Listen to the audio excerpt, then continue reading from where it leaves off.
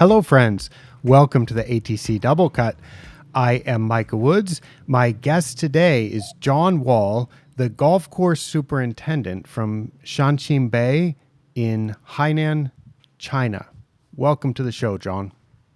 Good morning, Micah. It's great to be back. Thank you for having me. It is great to have you on the show again. And how are things in China these days?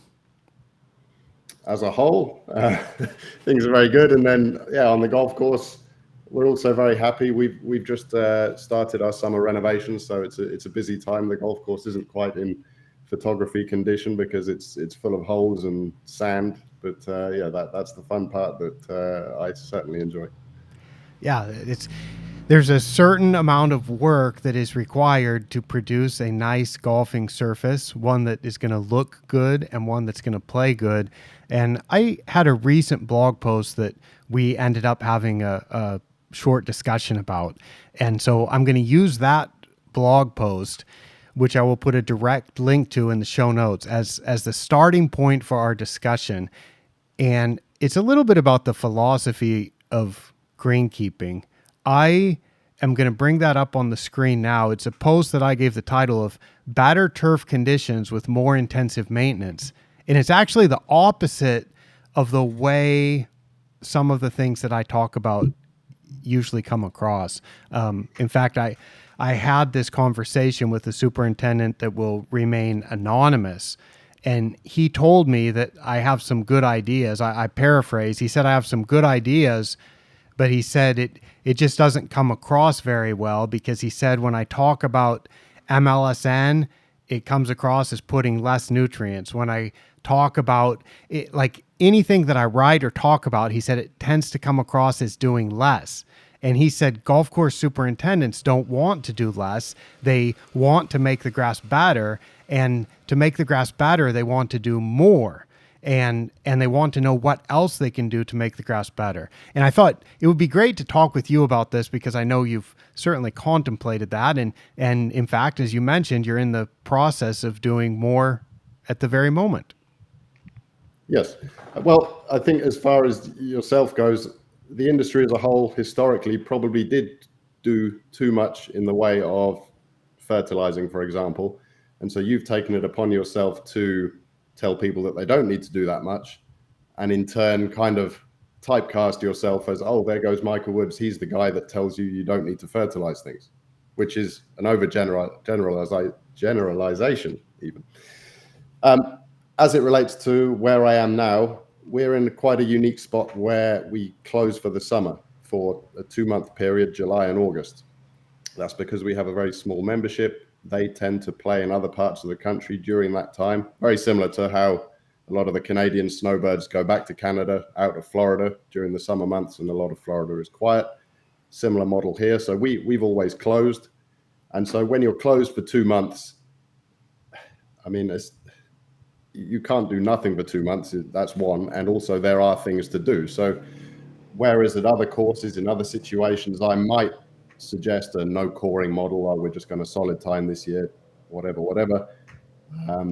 Looking at our soils, it's certainly beneficial to be aggressive with hollow time cultivation now, so that the remainder of the year, when our members are playing, they're not disrupted.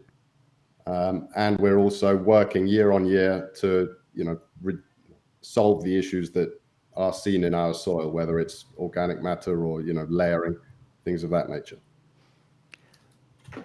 Shall we have I want to look at this blog post and talk about how the specific things that I talk about that are often framed as there goes Michael Woods, the guy that says you don't need to fertilize, or there goes Michael Woods.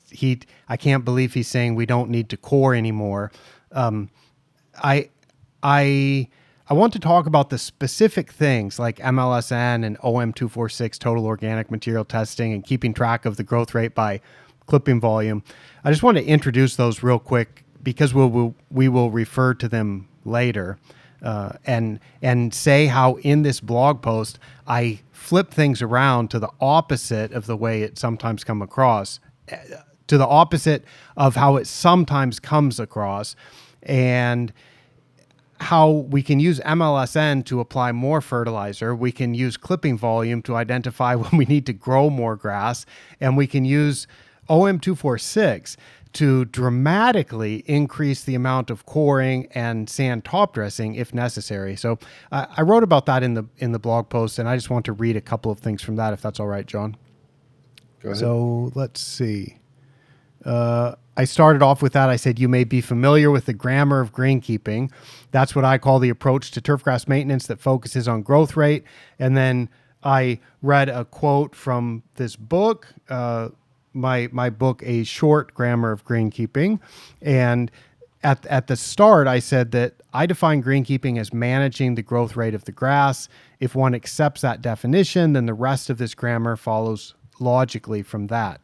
And I mentioned that the MLSN nutrient guidelines follow logically from that, as does clipping volume measurement and total organic material measurement by depth.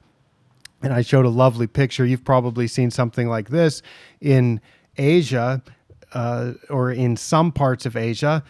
Labor is relatively cheap compared to other locations in the world. And because of that, one can have some types of maintenance that is very labor intensive. And this happens to be a top dressing application at a golf course in northern Thailand.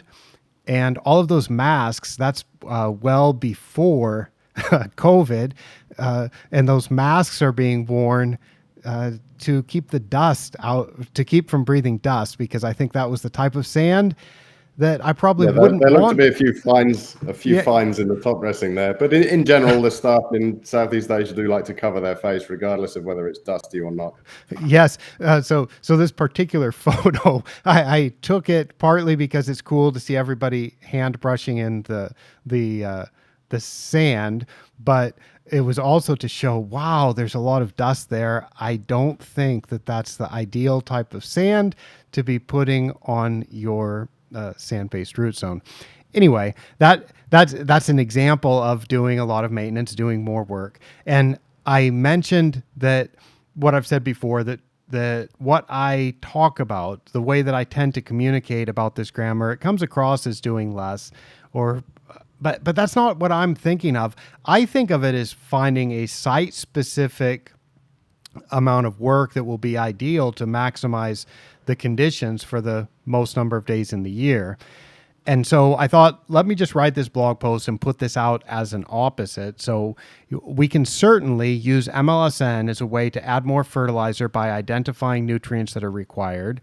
We can certainly use clipping volume as a way to grow more grass by identifying that the grass is not growing enough. And we can use the OM246 total organic material testing as a way to find how much more sand and how much more organic material management or organic matter removal needs to be done in order to keep the soil conditions at the way that we want. So that's kind of the summary of the blog post. And then that's kind of theory, and we can talk about how this works in practice now. Sure. Well, I think the most succinct way in that I can state it is that you're finding out what needs doing, and then you're not doing any more than that. So you take your data measurements for OM246, you know, however many measurements you want to take. You can go into things that you don't mention there, you know, infiltration rates, things like that, depending on what's important for you on your site, in your climate, at your time of year. Find out what needs doing and do that. If you need to do more than that, maybe you're wasting your time, but yeah, that seems like the most simple, not necessarily eloquent, but most simple way that I can put it. Well, I think that is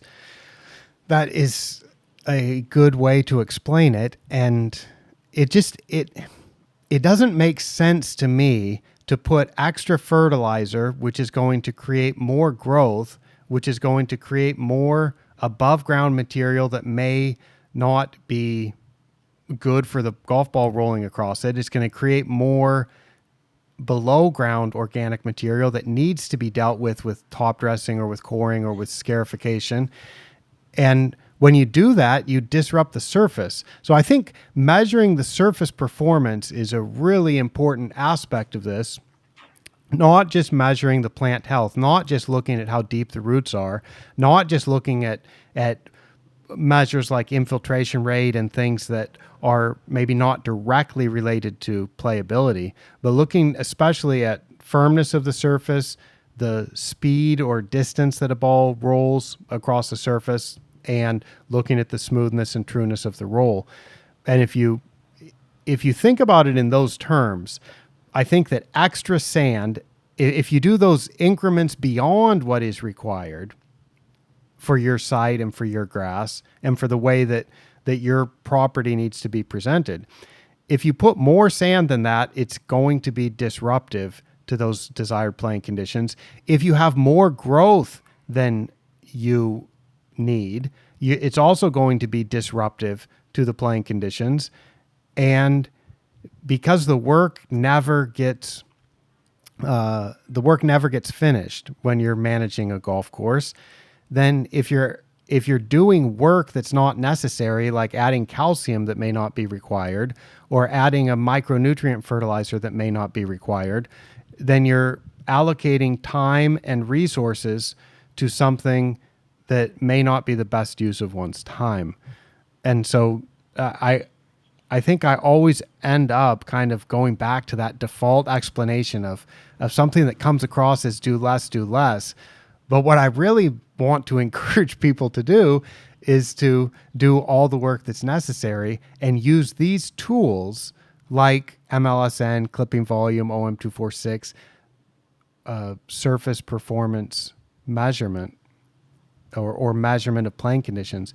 Use those as a way to find how much work you need to do. And I express that as a grammar, which I just looked that up in my shorter Oxford English dictionary, which I have here. This is part 1 of 2. This is from A to M. And I looked up the definition of grammar. And if we go to the 6th definition there, it's the basic rules or principles of an art or science, a book embodying these. And that's what I call this overall approach, what I'm talking about and what I mentioned in that blog post. I call it a grammar of greenkeeping, and it's based on the fundamental principles of the art and science of greenkeeping, which is, managing the growth rate. And then to me, everything follows from that. If you don't have grass, you're not going to have a typical golf course. Yeah, I think the people will be in the minority, but there will be people out there who can use your data collection ideas and suggestions to realize that they are not doing enough. Oh, well, I as we had a short discussion, I was at the island of Samui, Koh Samui in Thailand last week, and I visited a golf course and I saw some lawns. And, I look at those and all I can think of is there needs to be more maintenance work done here. There needs to be more fertilizer, more top dressing, more frequent mowing, more irrigation. I can't see any way to make things better at those properties without more intensive maintenance. So I certainly do see that. And even with some of my consulting clients, I think there needs, I feel sometimes that things are as good as they can get unless more intensive work is done. So, yeah, I guess I don't know if it's a paradox, but the chances of people measuring data and collecting data in order to find that out probably isn't happening on those properties anyway, because there's so little maintenance being done. Now, I don't think this really pertains to many golf courses out there, but yeah, certainly for, a lot of landscape, hotel lawns, things like that, where there's not a dedicated trained professional, then that applies. Let's just make a tangent now. You live on a island with a lot of beach resorts. I think Hainan Island, I've heard it referred to as the Hawaii of China for people who aren't from China. That might be a way to explain it. And I've been to some of those beach hotels down in the Sanya area. And what do you see when you look at the lawns on hotels? Is there an opportunity to have better turf conditions? I mean, I'm sure there's an opportunity, but I mean, the bottom line of a hotel kind of restricts the amount of maintenance that will be performed on a hotel lawn. I think the fundamental requirement of a hotel lawn is to present reasonably nicely, as in a uniform green color. 9 times out of 10, the lawns are there. They're not really used for anything. Occasionally, maybe there'll be a function on a lawn, but generally they're just there to accent the actual hotel building. Yeah, So maybe they're zoysia, maybe they're carpet grass, but as long as they're uniform, I think the hotel GM will be happy. He's not trying to push performance of a hotel lawn. I mean, I don't see why anyone would. I naturally my eyes are drawn to hotel lawns. My eyes tend to be drawn to grass in many places where I go. Sometimes I use the hashtag turf tourism to share some of that. And when I go to a place like Phuket, which is another tropical island with a lot of hotels with lawns, I'm struck sometimes at places that are 4 or 5 star hotel facilities that will have nice dining, nice room amenities, nice, it's a nice hotel. And the lawns to me are substandard. And I think there are opportunities to have lawns that don't have so many sedges in them, so much goosegrass in it. I think we both just have to accept that we may be in the minority of hotel guests here, Micah. Yeah, well, for any, yeah, I accept that. I'm certain that I am. I talked to my wife about this, and she has a background in that industry, and she tells me that people don't care, and they obviously don't. But I'm looking at it for any of those hotel managers out there who want to take their facility to the next level. I think having lawns that are of a higher quality to match the other facilities at the hotel, it's a nice opportunity. It's there if anyone wants it. Yeah, I mean, you and I have talked about carpet grass, or in Malaysia, it's called cow grass. I like to call it tropical carpet grass, which to me sounds a bit higher class. It's in the Philippines, it's called carabao grass. It's sometimes called broadleaf carpet grass. The species name is Exonopus compressus, and it tends to be used on a lot of lawns. And it is a attractive grass when maintained well.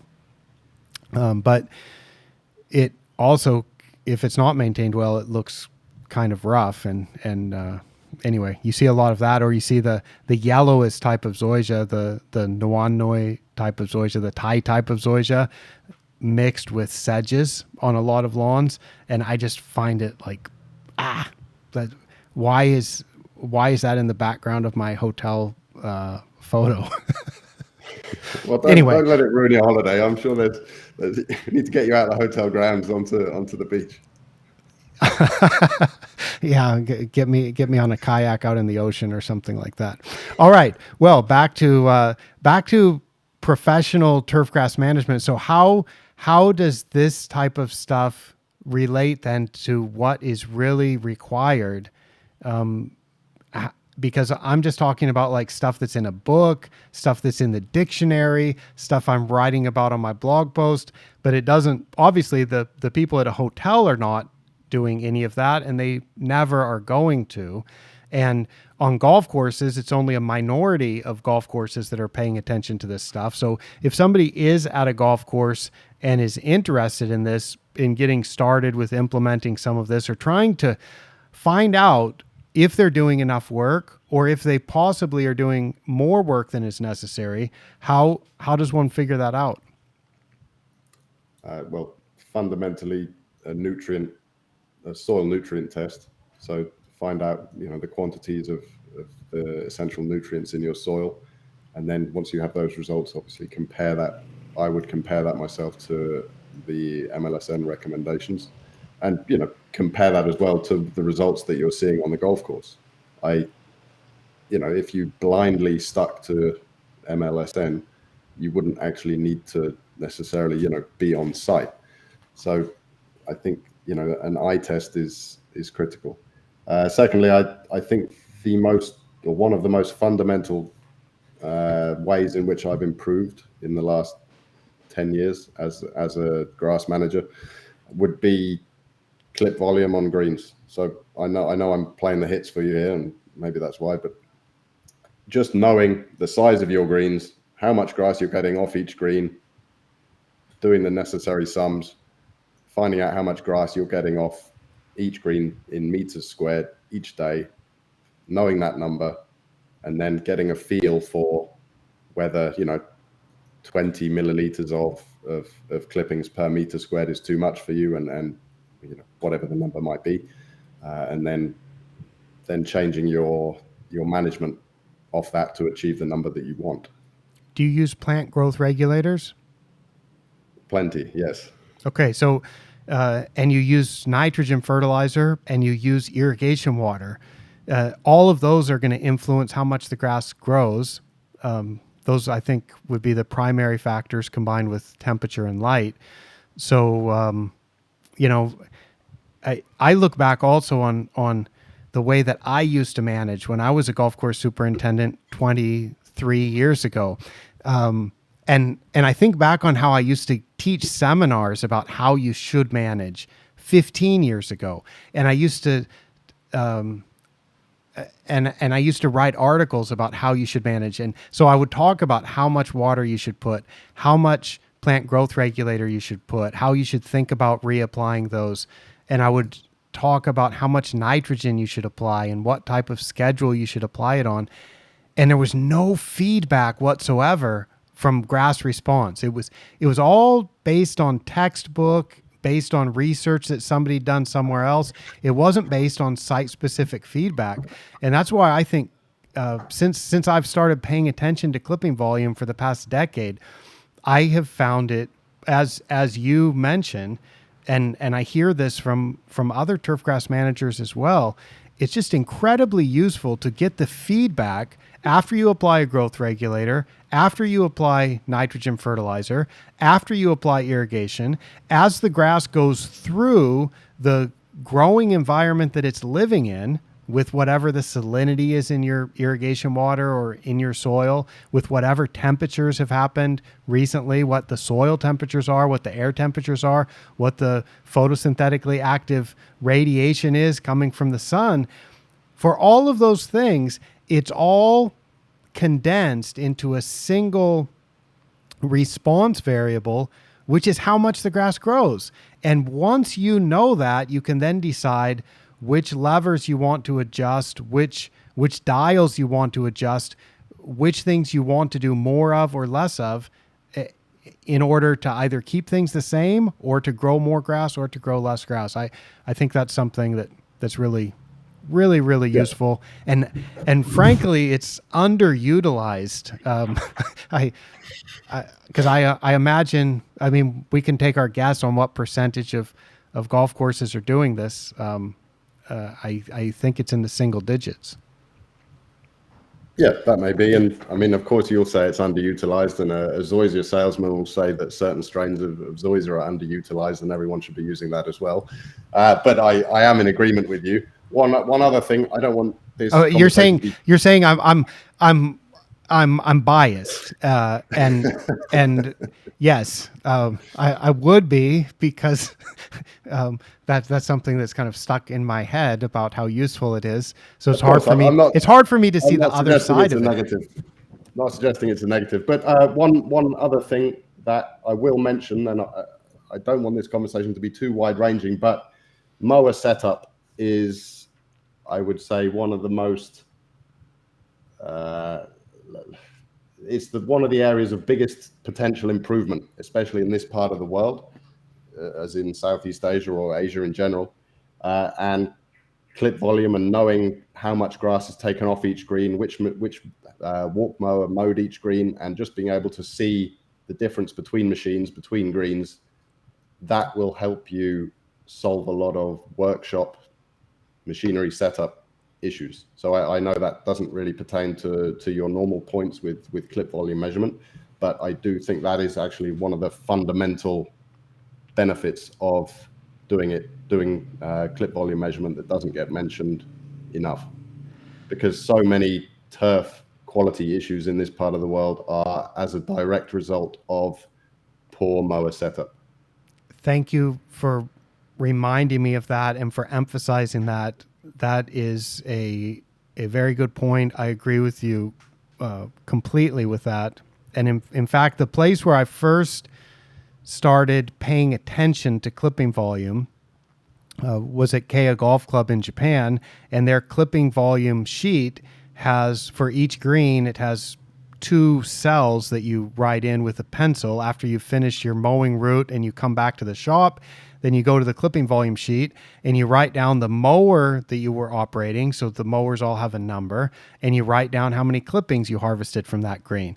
And there it's done as a way to check the mower harvest, how and then you look at how the mowers are set up. And I've told the story before about how during a tournament there, they had a set of regular mowers that they used, and they had from the manufacturer Shibaura, they had the exact same mower as a loan from the manufacturer to have extra machines on hand for the tournament.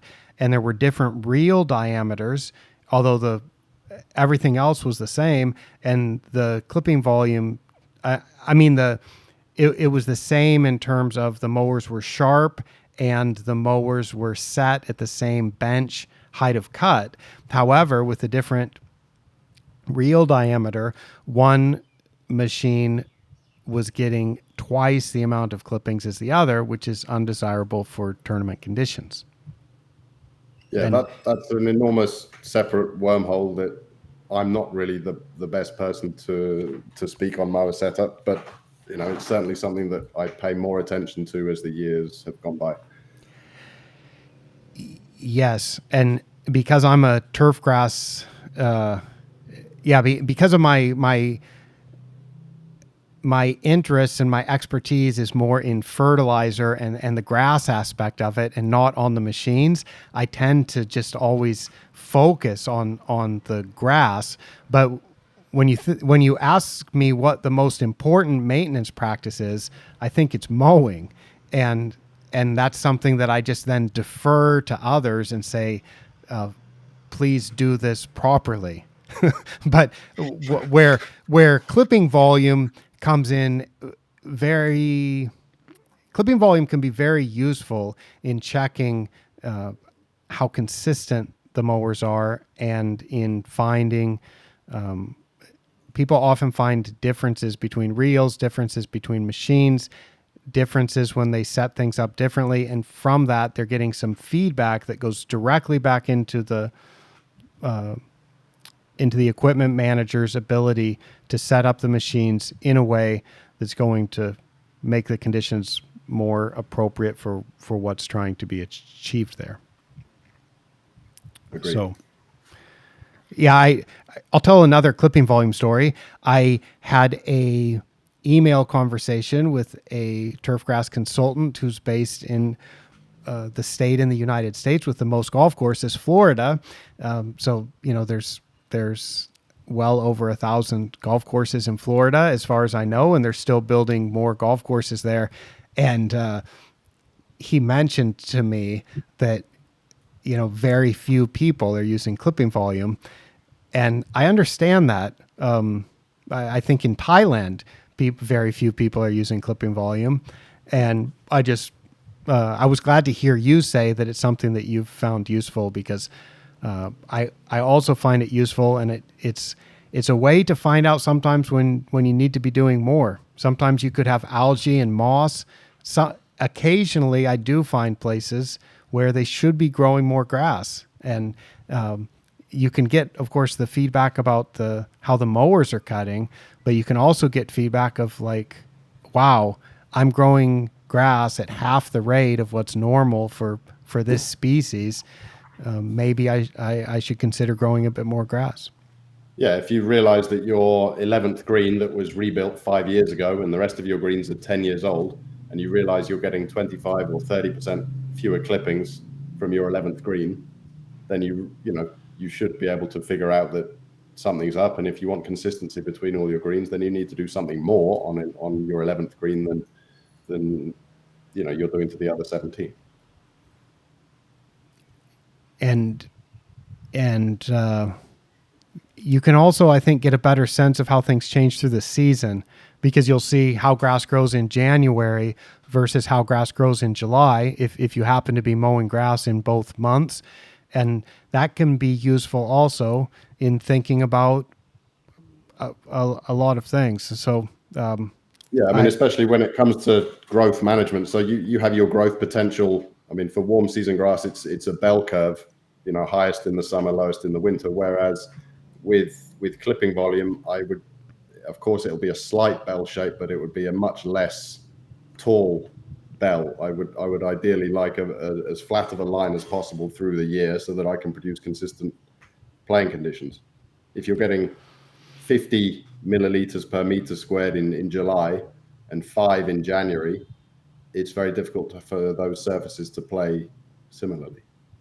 yes, I've measured this on dormant warm season turf and on warm season turf that was growing at a rate of about 80 milliliters per square meter per day. And there's a striking difference, John, which should not be so surprising. There's a striking difference in green speed of 3 or 4 feet.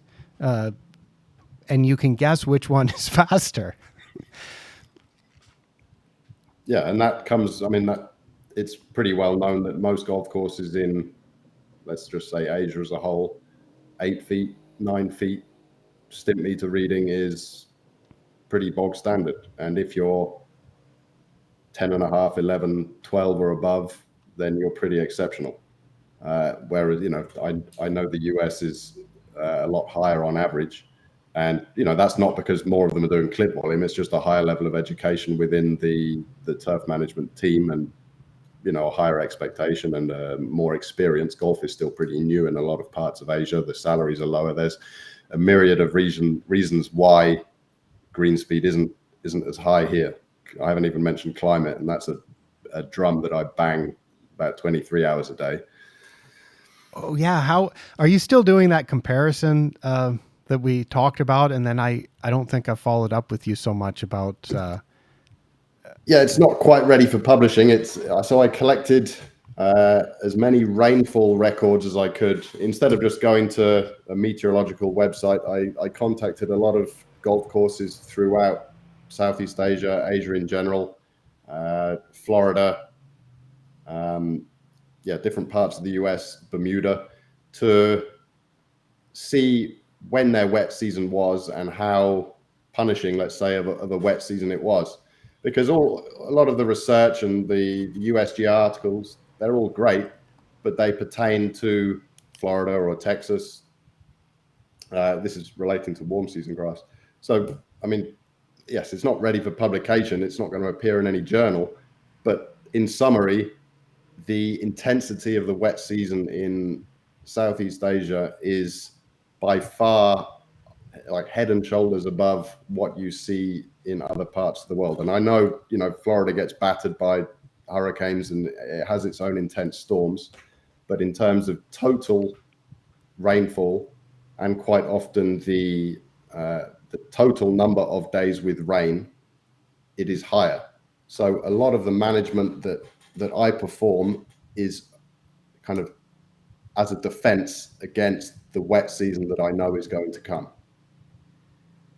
So that you can keep the grass alive enough through that weather, so that if the course is open, that you can still play, and then that you'll have something after that terrible rainy season that is going to be in good condition and can rapidly get back to the type of condition that you want to present. Is that right? Yeah, exactly. I mean, look, in an ideal world, I would have greens with a root zone of sand that resembled Royal Melbourne, or the Melbourne sand belt. That's quite an angular sand. It interlocks. It's super firm. You can bounce a ball like a basketball on bounce a golf ball like a basketball on it, it's that firm. But I think if you were to construct a green in Vietnam or Southeast Asia using that kind of a sand, come wet season, you would really struggle to push it through the wet season and the winter, just because it would not drain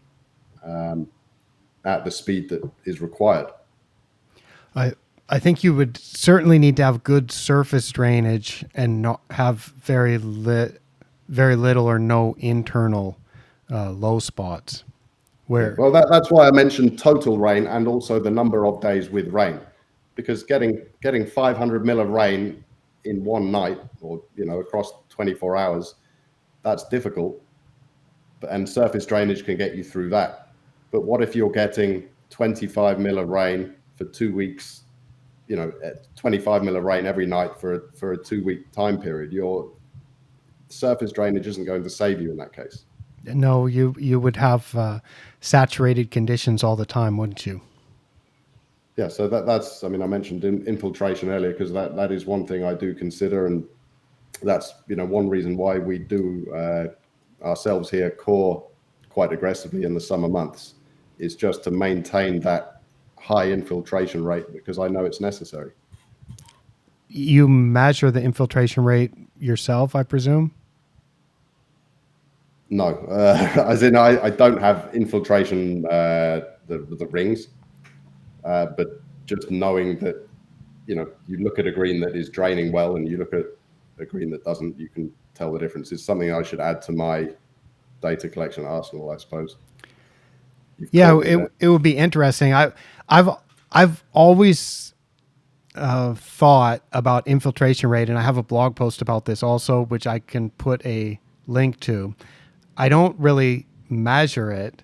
I recognize that it's important. I'm not saying that it is not important, but I just figure it's the kind of thing that when infiltration rate is a problem, you know it, because you won't be able to mow the greens in the morning because there's too much water on the surface, or you won't be able to play golf when you should be able to play golf because there is standing water on the surface.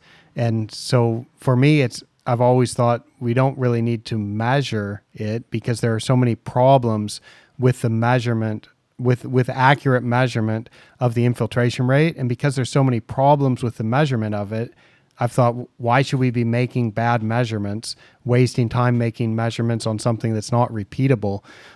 So I always just want to assess it by recognizing that we have a problem. So I'm always interested in finding out if I might be wrong and if maybe it is a more repeatable measurement than the research says. So if people do have these meters, I always encourage them, please use them and then start convincing me that I'm wrong. Yeah, agree. It's if you have infiltration problems, you'll know it. If you get if you have rain in the evening and you still can't mow the next morning, then you've got infiltration issues. Yeah, so without putting a number to it, it is quite easy to tell. And what I do like to put a number to is the total organic material at the surface, because the sand top dressing that we do is going to have a direct impact on how much organic material we measure by mass in the root zone. And the amount that the grass grows over time and the amount that the organic material decomposes over time is also going to influence how much organic material is at the surface. So I like to measure the total organic material by specific depths. I call it the OM 246. And that is something that you've been doing also. And it's something that is probably related to the infiltration rate. Some research from New Zealand showed that once the total organic material got above 6 or 7 or 8%, the infiltration rate slowed rapidly under their conditions. And so based on that, they set an upper threshold of 6% total organic material that they wanted in the top 2 centimeters of the root zone. I find that this is a repeatable measurement, and it's something that's probably related to the infiltration rate at anybody's facility. And it's a nice thing to track.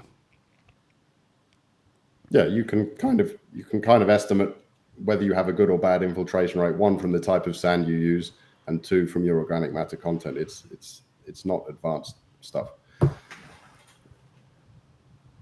All right. Well, Jon, should we change topics a little bit and talk about something a little bit more abstract, perhaps, about how different grasses require different amounts of work? And in our last conversation here on the ATC Double Cut, we talked about sustainability and what really is sustainable in turfgrass management.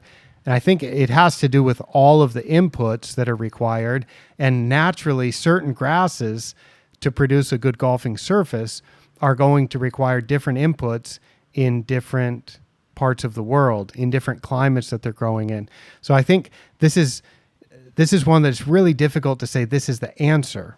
But we can talk. I know we've both thought about this, and we both experienced working in different parts of the world, studying how grasses grow in different parts of the world. We've seen some of the challenges with certain grasses and seen some of the work that is required. Sometimes you need to do a lot of work to produce good surfaces. So maybe we can talk about this a little bit, which also kind of follows up from that blog post about whether this grammar of grainkeeping approach is about doing more or doing less, or doing the right amount, doing the amount of work that really is required. Yeah, I think achieving the best surface on any kind of grass, you are going to have to do more. I'm not saying more fertilizer, but whether it's grooming, light verticutting, frequency of mowing, frequency of rolling, if you want the best surfaces, you're going to have to do more to it. And certain grasses require more work to get to the same level.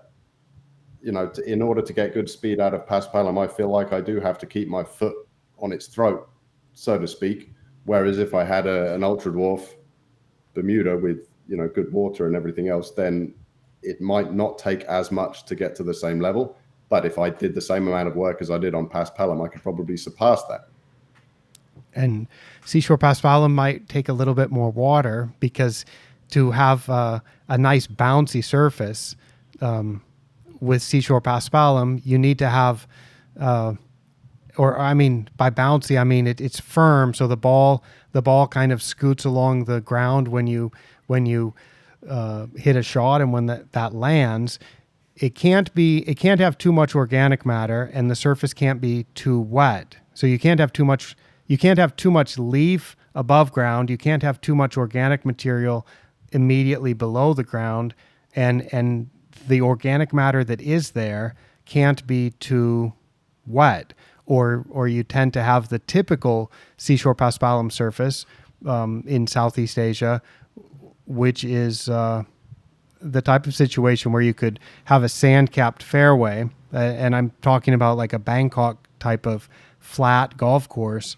It would be common around Bangkok to have a flat fairway that's sand-capped, planted with seashore paspalum, and you can hit a ball off the tee down in the center of the fairway, and you can get mud on the ball in the dry season because there's so much organic material at the surface and there's so much water there that it's just not really an ideal golfing surface. So you're managing seashore paspalum at Shanqin Bay, and you've managed seashore paspalum in Hong Kong and in Vietnam, so you have some expertise with this.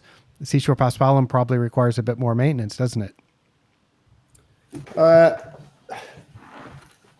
don't know if it really requires more maintenance. I mean, for pertaining to fairways here, maybe more careful maintenance. Where would you think it requires more maintenance in comparison to a Bermuda, let's say?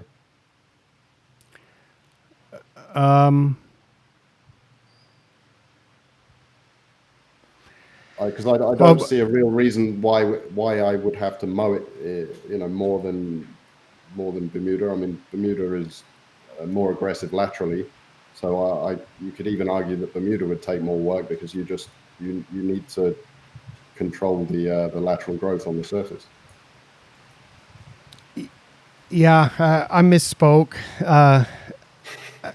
I mean to refer to irrigation specifically. I would think that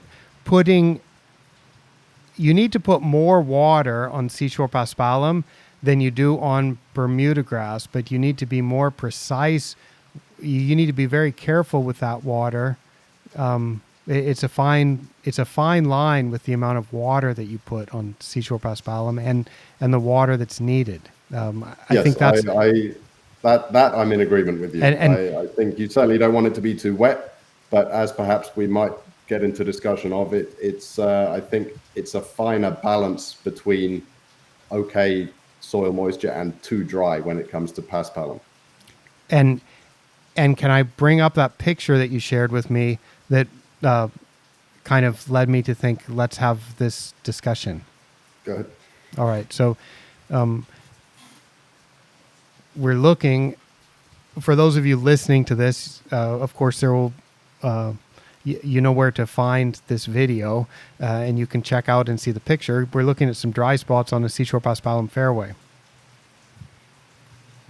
Yeah, so where, with other species of grass, for example, you watch the Open. I think the best example is kind of like Hoy Lake 2006, I think, where the whole course was just burned out, biscuit brown.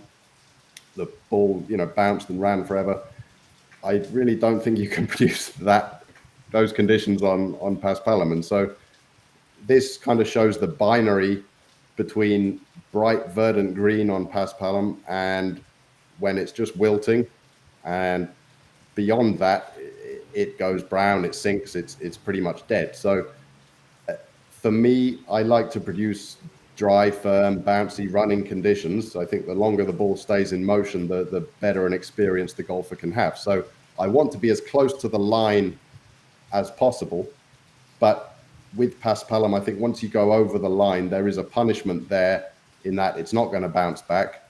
And then you're stuck with, I have a second photo that we'll look at in a minute, where you can see the recovery from an area that got too dry.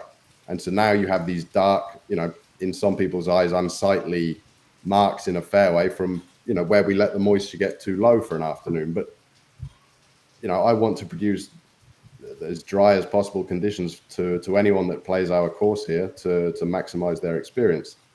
But I also have to be cognizant of who's playing next week and, what their expectations are. And some of the maintenance work that you do during the closure is it's allowing you to maintain the fairways a little bit drier through the year, isn't it? Because you're I don't know if you can share some of the work that you're doing, but I suppose it's leading to organic matter management, infiltration rate, more even distribution of water through the root zone. And you're doing that type of work during the closure so that you can then achieve those results for the other 10 months. Yeah, that's right. I mean, the course here is 11 years old now. So there is a level of organic matter accumulation and thatch accumulation in fairways that I wanted to address. So this summer's fairway renovation plan is quite similar to last year, where we will do 2 passes with a recycle dresser at about a 17 centimeter depth. And we will also double core and double graden each fairway. So that's 6, fairly aggressive processes, removing thatch, removing organic matter, increasing infiltration down to a pretty deep horizon in the soil. So that allows us, as we mentioned, to get through the wet season where you need to, get water through the soil, but it also, allows the roots to go deeper in order to survive the summer months or the hot, 100-degree heat that we do have, for a long period of time. That's a lot of work. I'm sure it's some people would envy.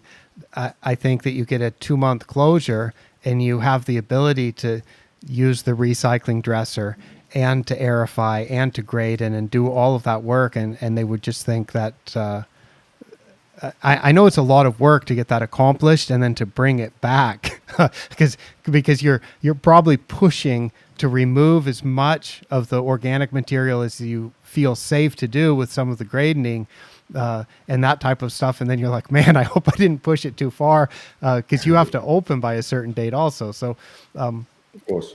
I mean, as far as work goes, I mean, as in a manual labor perspective, it's not much. It's people sitting on tractors. It's people, dragging and blowing. It's not backbreaking work. As far as visually, yes, of course, it's a lot of work.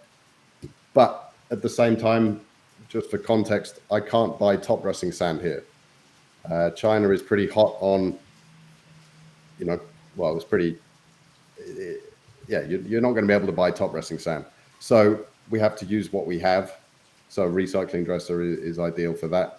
And yeah, these aren't recommendations. I'm not saying everywhere should do that, but I'm sure that anyone else who was in my situation would be performing similar work. Is this a machine that you're leasing, or it's a machine that the club has purchased? We have purchased one. It's currently on a boat heading to Tianjin. So last year and this year, we are using a hired machine. For people who are not familiar with the recycling dresser, I found it to be, when I first saw it demoed, I thought it was one of the more impressive pieces of soil cultivation machinery that I'd seen. And it's got discs that go down and create vertical slices into the soil, which is going to help with infiltration, decompaction, and water movement laterally through the soil as well. And then it brings up some of the soil material and spreads it across the surface, which can act as top dressing.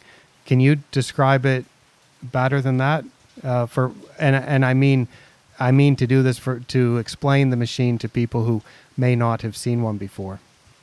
Yeah, it takes soil from however deep you plan to dig down into your root zone, and it presents it on the top of the surface. It's a simple machine. It's just messy at first, but you drag it in, and the recovery is very good.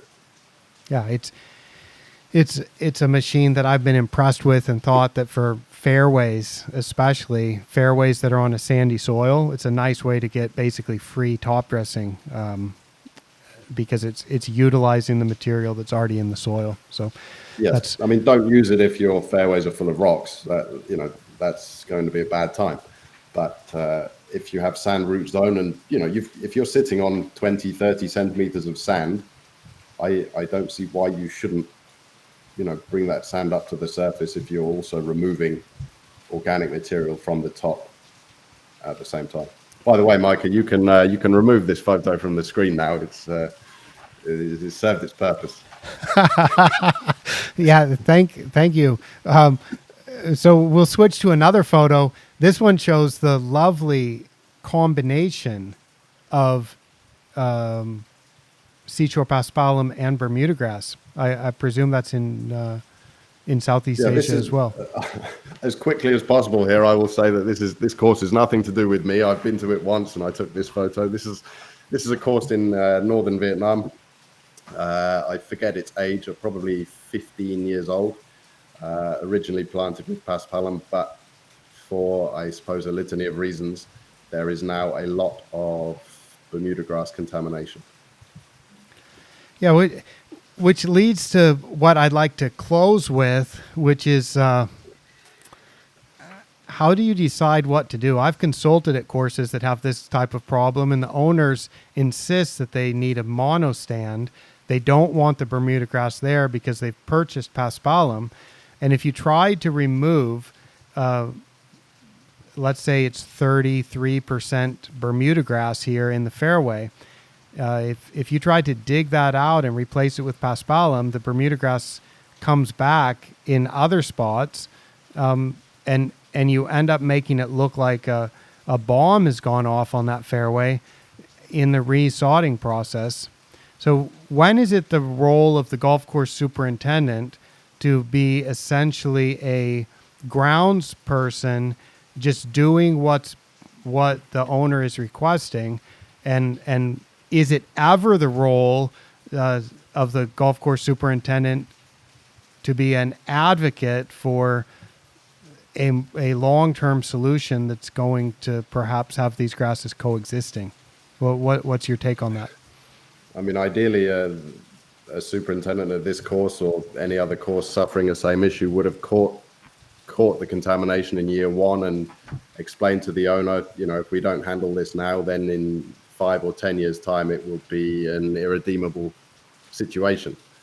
I mean, pertaining to the picture at hand here, you're not going to rescue that. So sure, you could make a recommendation to the owner that you need to regrass, but it's the owner's golf course, and it's their choice whether he or she decides to regrass or just says no, work with what you've got. As the superintendent, you go along with that. So make recommendations, try and educate and inform, but it's not your money being spent at the end of the day, right? No, it's not. So I think for the golf course superintendent, it's often the position that one presents the options and allows the owner to make the decision on what they want to do. But you brought up a good point that this is something you want to catch early, and something that I've noticed as more and more zoysia gets used in Southeast Asia. I think a lot of the golf course superintendents in Southeast Asia, and I'm not talking about in China, but in Thailand or in the Philippines or in Malaysia, they would have been of the generation that they started working in the industry in the 90s and in the 2000s and the 2010s.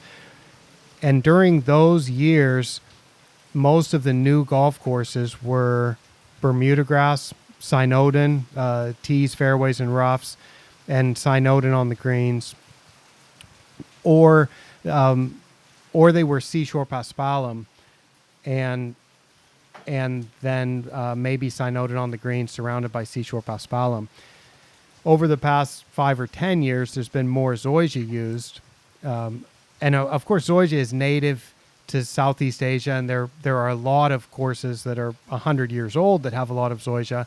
But as far as the new courses go, and where a lot of the superintendents will have worked, they wouldn't have worked so much with courses that through the green are planted all to zoysia. Now zoysia goes to seed, and zoysia also has rhizomes and stolons, and by the combination of stolons, rhizomes, and seed, zoysia can invade Synodon or ultra-dwarf Bermuda grass putting greens. What I've noticed, and it seems that I notice this sometimes before the golf course superintendents do, I notice zoysia growing inside Bermuda grass putting greens, and I say this, I tell the superintendent, do you have a nursery? Please get, first of all, they need a nursery, and then they need to take that zoysia grass out as soon as possible where it's invading the Bermuda grass, because if not, it spreads and spreads. And you'd see the same thing with paspalum, where paspalum could also invade a Bermuda grass green. And once it comes on the green, it's quite a difficult problem to deal with.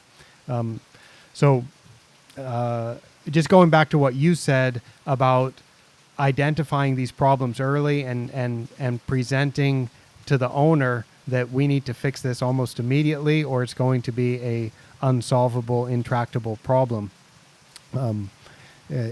That's something that I see commonly now with zoysia invading. Yeah. I'm sorry, just to jump in there, Micah, even before the golf course is built. So with paspalum, I always think paspalum bunker edges, for example, are especially tricky. Things that affect, or things that, let's say, open up paspalum to the possibility of contamination is a high height of cut, anything over kind of 20 mm. And I think the density is no longer there, and it's opened up to other grasses or weeds kind of filling the gaps. Bunker edges, especially if they're constructed out of sand or a high sand content, they just don't hold the moisture. And so the paspalum dries out, and then that creates a space for an invasive grass or a contaminative grass to fill in. And you add on top of that any environmental stresses or infrequency of mowing, and you're really opening yourself up to issues. So before a golf course is even grassed, architects should be cognizant of this as well. And, a lot of them are nowadays, and a lot of new golf courses are really, really well built. But yeah, the earlier the process, the thought process against contamination begins and the discussions happen, then you should have fewer problems down the line. What do you like around bunker edges? Zoysia? I think Zoysia around bunker edges is a very good choice. I'm not implementing that here. We've managed to keep our paspalum bunker edges pretty pure, so that's well done to anyone who was here before me. But in general, if you want a low maintenance bunker edge that's relatively free of contamination that you can maintain at a low budget and a low cost of manual labor, then Zoysia should be the easiest or most obvious choice. What do you think about eco bunker or those type of artificial turf bunker edges? Do you like those, or do you prefer real grass? I mean, I prefer real grass because I prefer everything on the golf course to be as natural as possible. So and I understand plastic, for want of a better phrase, plastic bunkers may be necessary in areas where bunkers continually wash out or crumble away or there's high foot traffic, whatever. But if you have a golf course with plastic lined lakes and rock walls, let's say fans behind, a lot of the greens to create air movement, you've got plastic bunkers, you've got concrete cart paths, maybe they've got some rubber crumb material on top, course furniture.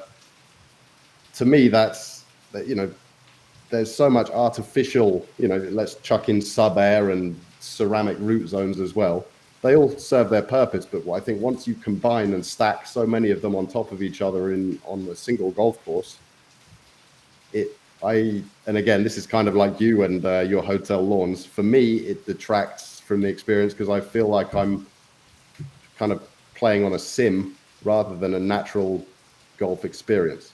I like how a natural golf course ages and matures, and I don't think that what you've just described, with so much concrete and plastic and stuff that's constructed hardscape, shall we say, even the furniture, it doesn't age so well. It doesn't really mature. It just deteriorates.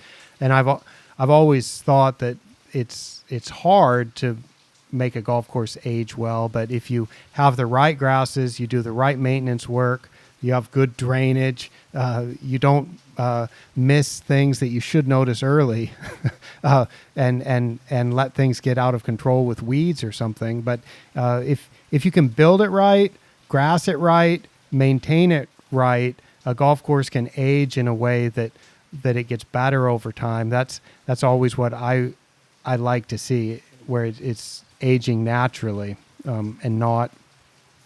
And I think I just think about like if you have eco bunker, how is that going to age? I don't know that it ever really ages well. Well, we shall see. Plenty of places putting them in, plenty of success stories, I'm sure. But let's come back in 5 or 10 years. Yeah, I'll close with a question. Are you a raider yet? It seems like you should be a golf course raider with the golf courses that you see all over the world.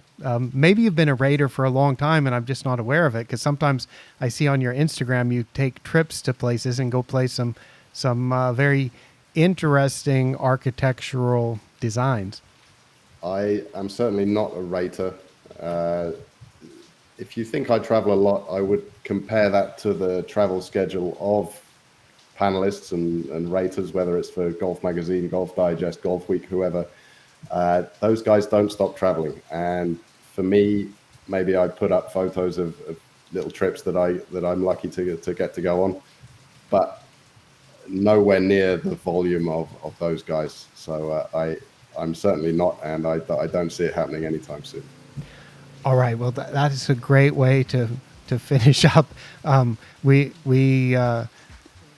can rate things privately, right? You can just play golf courses and rate them in your own mind, but you're not contributing those ratings to any list, is what you're saying. Sure, but there's also a niche in the market for hotel lawn ratings as well. Maybe there's a separate spin-off that you can perform there. You get to see a lot of hotels, you get to see a lot of hotel lawns. I think there's a list that could be made. Thank you for that suggestion. I may take you up on that, and start sharing some of that, and perhaps maybe cause a few hotel managers or whoever makes the decisions about the lawns to improve some of the turf conditions on lawns. Right, watch out, Hilton. All right, John, thanks so much for joining me. I appreciated all of the insight and information that you're able to share with us. And thanks. And I'm sure we'll be talking again sometime before too long. Thanks, Michael. That was great. All right. Thanks, everybody, for listening, for watching. All the information, a few links to the blog posts and stuff is going to be in the show notes. So you can check that out. For now, I will sign off and promise to be back again soon with more turfgrass information for ATC from Trang, Thailand. I'm Michael Woods. Bye-bye.